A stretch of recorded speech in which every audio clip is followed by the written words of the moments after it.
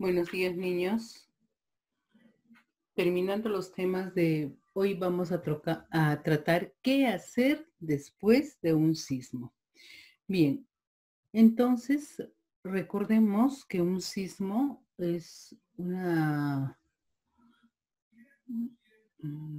desastre natural que puede ocurrir en cualquier momento.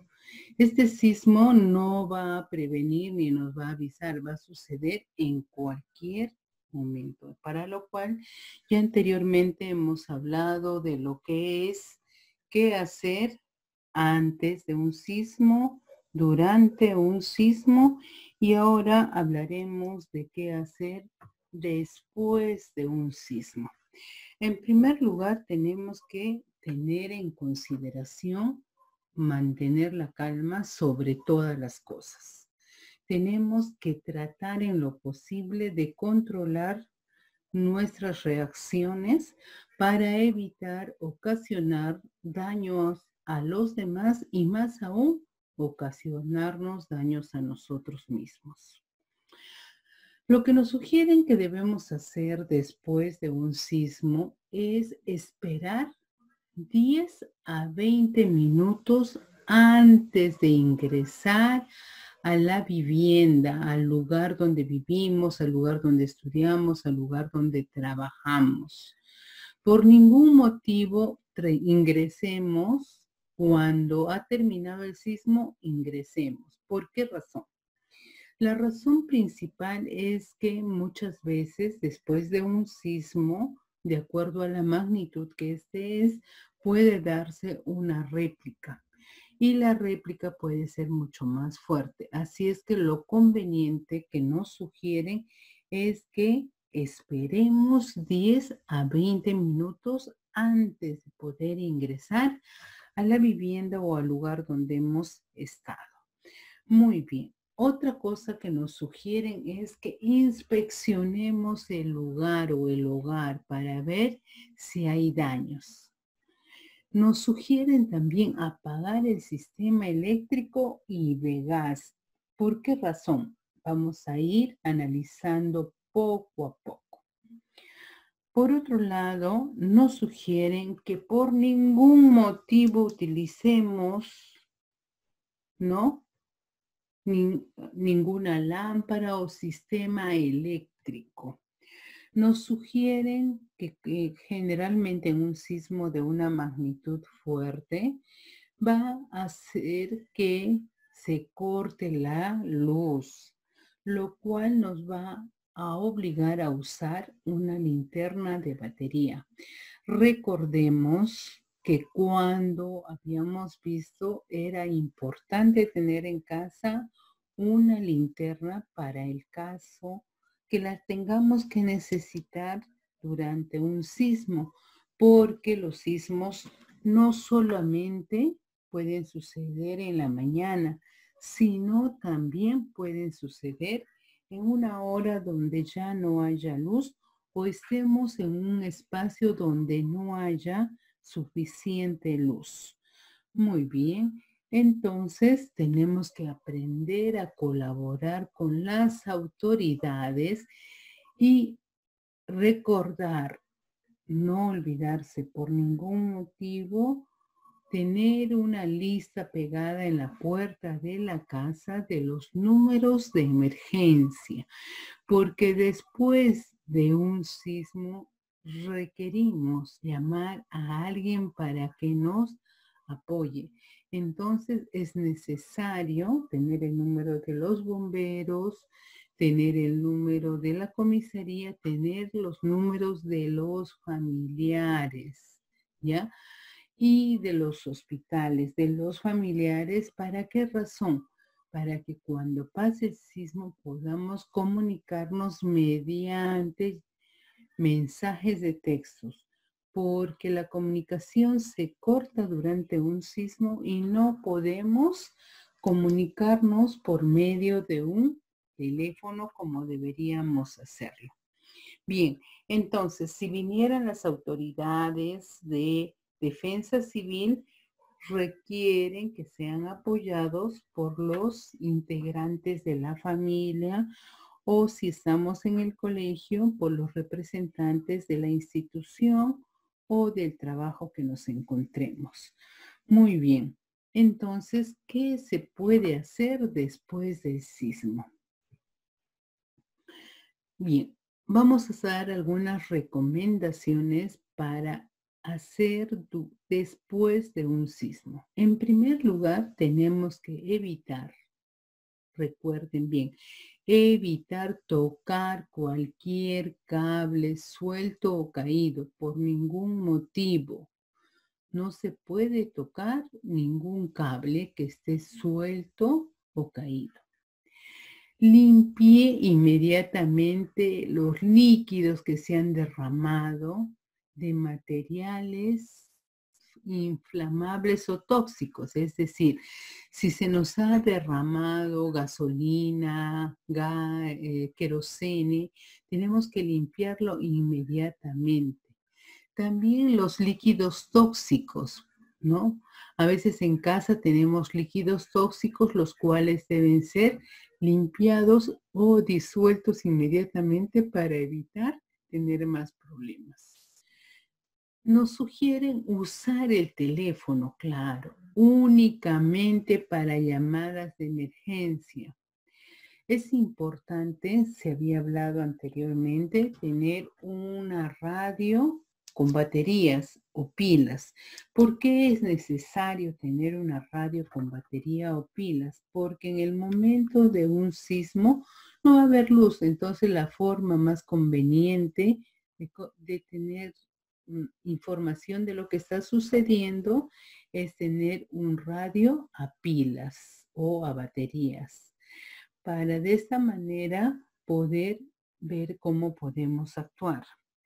También una sugerencia, nos dicen que siempre debe estar nuestro celular con la batería completa para que de esa manera podamos también comunicarnos.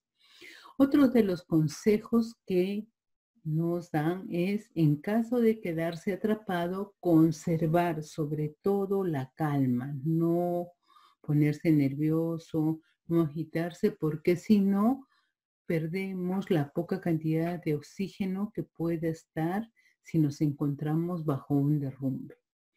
Por otro lado, verificar si hay lesiones, si se han fracturado la pierna, el brazo o cualquier parte de su cuerpo, y si están sanos, con mucho cuidado dirigirse a una ayuda médica. Ratifico que solo el teléfono debe ser utilizado en caso de emergencia. No encender por ningún motivo los cerillos ni objetos inflamables, es decir, encendedores. ¿Con qué finalidad? La finalidad es que se puede producir un incendio, ya que las tuberías de gas pueden estar rotas. Como dijimos, no olvidarse de limpiar los líquidos que se hayan derramado y evitar tocar los cables caídos. Y permitir revisar los daños que se han sucedido en la casa. Es muy importante verificar el estado de la casa o lugar de trabajo antes de reingresar. Si vemos grietas, por ningún motivo volvamos a ingresar, ya que muchos muros pueden estar incluidos o se puede escuchar unos crujidos o ruidos de rompimiento. Por favor, recapaciten, no ingresen a las viviendas después de que haya habido un siniestro. Lo más conveniente sería que la revise el personal experto. Se sugiere interrumpir tan pronto sea posible los servicios de gas. Hay que tener eso. Agua, electricidad, ¿ya?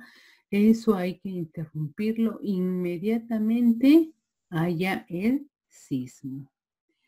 Hay que reunir a los familiares en un lugar seguro y adecuado para evitar que puedan sufrir un accidente mucho más grave de lo que es un sismo en realidad.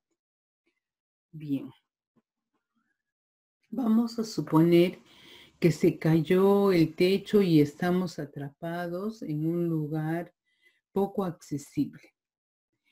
Tenemos que estar atentos a escuchar si alguien se acerca, es decir, el grupo de rescate. ¿Para qué?